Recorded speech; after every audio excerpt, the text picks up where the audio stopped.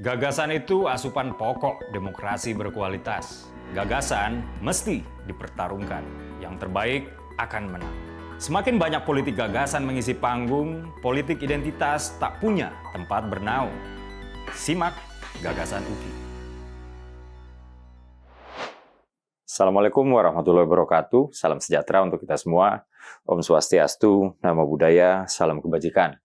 Teman-teman, pada Jumat hari ini, anggota Badan Pemeriksa Keuangan atau BPK, Pak Aksanul Kossasi ditetapkan sebagai tersangka oleh Kejaksaan Agung sebagai bagian dari pengembangan kasus korupsi BTS atau Base Transceiver System Kementerian Komunikasi dan Informasi RI. Dikutip dari kantor berita CNN Indonesia, Aksanul telah menjadi tersangka ke-16 dalam kasus dugaan korupsi menara BTS 4G Kemenkominfo. Menurut pantauan CNN Indonesia, Pak Aksanul tampak sudah menggunakan rompi berwarna pink. Direktur Penyidikan Jaksa Agung Muda Bidang Tindak Pidana Khusus, Pak Kuntadi, bilang setelah dilakukan pemeriksaan secara intensif dan dikaitkan dengan alat bukti, tim berkesimpulan cukup bukti untuk menetapkan sebagai tersangka. Setelah kami periksa kesehatan yang bersangkutan, kami tahan di rutan Salemba, kata Pak Kuntadi ya. Pak Kuntadi menyebut Pak Aksanul dijerat pasal 12E, 12B atau pasal 5 ayat 1 junto pasal 15 Undang-Undang Tipikor atau pasal 5 ayat 1 tentang pencegahan dan tindak pidana pencucian uang. Pak Aksanul diduga menerima uang senilai 40 miliar rupiah di sebuah hotel di Jakarta Pusat pada bulan Juli 2022 lalu. Teman-teman, korupsi di negeri ini bukan hanya tanggung jawab para penegak hukum yang berfungsi sebagai pemadam kebakaran, yang berarti apinya udah ada terlebih dahulu, baru si pemadam kebakaran menjalankan fungsinya. Tapi kenapa api ini bisa ada? Itu sebetulnya sudah diatur pencegahannya oleh hukum. Pertama-tama kita harus sepakat dulu bahwa korban dari korupsi adalah rakyat kecil. Teman-teman, di luar pengusutan kasus korupsi yang sedang berlangsung oleh Kejaksaan Agung, ada dua hal nih yang mengganggu saya, pikiran saya terkait korupsi ini. Pertama, kemana DPR RI sebagai pengawas berjalannya implementasi anggaran atau APBN, mengingat kerugian negara akibat kasus korupsi yang menyeret menteri dari Nasdem ini adalah sebesar 8 triliun lebih dari 10 triliun yang dianggarkan. DPR RI menjalankan amanah rakyat untuk awasi jalannya pemerintahan dan pelaksanaan APBN, termasuk pembangunan BTS yang dilakukan oleh pemerintah dalam hal ini, Kemenkominfo RI.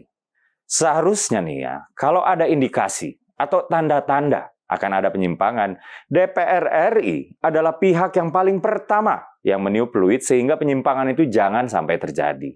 Sejak awal ketika mencium nih ada yang nggak beres, DPR bisa saja menggunakan hak-hak konstitusionalnya. Yaitu apa? Pertama, hak interpelasi.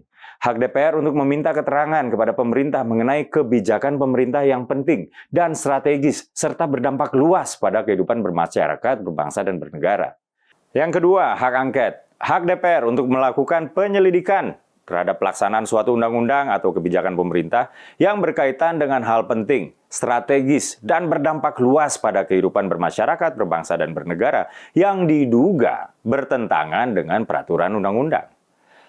Tiga, hak menyatakan pendapat, yaitu hak DPR untuk menyatakan pendapat atas kebijakan pemerintah atau mengenai kejadian luar biasa yang terjadi di tanah air atau dunia internasional, juga tindak lanjut pelaksanaan hak interpelasi dan hak angket, atau dugaan bahwa presiden dan atau wakil presiden melakukan pelanggaran hukum baik berupa pengkhianatan terhadap negara, korupsi, penyuapan, tindak pidana berat lainnya, maupun perbuatan tercela dan atau presiden dan atau wakil presiden nggak lagi memenuhi syarat sebagai presiden dan atau wakil presiden. Sebegitu besarnya otoritas wakil rakyat kita di DPR. Bahkan sejak awal DPR melalui Komisi 1 bisa aja mengundang Kemenkominfo RI untuk lakukan rapat dengar pendapat atau RDP. Padahal di Komisi 1 yang menjadi mitra Kominfo ada tuh nama-nama besar seperti Mbak Puan Maharani, Bang Fadlizon atau Mas Prananda Paloh. Ada apa ini? Kenapa fungsi pengawasan DPR RI seperti lumpuh? Kalau kita bicara sekian miliar dari 10 triliun yang terlewat dari pengawasan DPR RI, ya saya masih maklum. Tapi kita sedang membicarakan 8 dari 10 triliun yang luput dari pengawasan DPR RI. Kita sedang membicarakan kasus korupsi. Pengadaannya itu udah dilakukan sejak 2020. Masa iya, duit yang kena seleweng segede itu. Dan waktu yang tersedia untuk mencium juga cukup. terus nggak sedikit pun tercium oleh DPR RI. Nah, hal kedua yang mengganggu pikiran saya adalah mandeknya proses pengesahan RUU Perampasan Aset di DPR RI. Teman-teman, RUU Perampasan Aset udah dibuat sejak tahun 2008. Hingga hari ini, tahun 2023, 15 tahun sejak RUU itu pertama kali dibuat, statusnya masih dibahas di DPR. Nggak pernah disahkan. 15 tahun loh. Jika RUU Perampasan Aset hasil kejahatan ini disahkan, maka illicit enrichment atau peningkatan kekayaan secara nggak sah dan juga penambahan kekayaan secara nggak wajar dan harta yang nggak dapat dijelaskan asal-usulnya itu harus dibuktikan oleh si pejabat. Singkatnya, kalau terdeteksi seorang pejabat memiliki harta kekayaan yang nggak wajar tanpa RUU ini disahkan, kekayaan tersebut bukan sebuah pelanggaran hukum. Kecuali aparat penegak hukum punya alat bukti yang bisa membuktikan bahwa harta tersebut itu terkait korupsi atau pencucian uang. Dengan kata lain, tanpa RUU Perampasan Aset ini disahkan, maka beban untuk membuktikan apakah harta tersebut halal atau tidak berada di pundak negara. Sedangkan dengan RUU Perampasan Aset, apabila disahkan ya, beban pembuktian halal tidaknya harta kekayaan itu dibebankan kepada si pejabat yang punya harta. Kalau si pejabat nggak bisa membuktikan asal-usul kekayaannya dari sumber yang halal, maka harta si pejabat itu otomatis disita oleh negara. Presiden Jokowi udah mendesak DPR untuk segera mengesahkan RUU Perampasan Aset ini. Pak Menko Polhukam, Prof. Mahfud MD, juga secara khusus sudah menyampaikan permintaan ini di DPR RI. Lalu apa jawaban anggota DPR RI? Simak.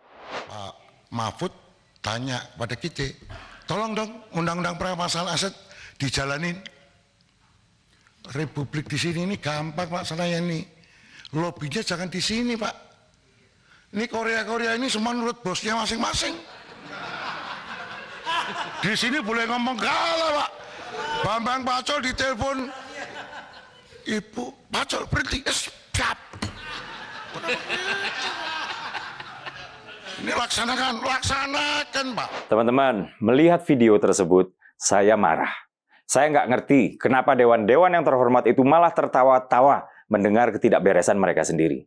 Nggak lucu. Kayaknya mereka takut kalau RUU ini disahkan, maka akan jadi senjata makan tuan buat mereka. Teman-teman, DPR butuh orang-orang yang bukan hanya berintegritas untuk ngesahin RUU Perampasan Aset ini, tapi juga orang-orang yang nggak memiliki beban masa lalu, serta dosa politik di belakang, supaya RUU tersebut bisa disahkan. Saya Dede Prayudi. Wassalamualaikum warahmatullahi wabarakatuh.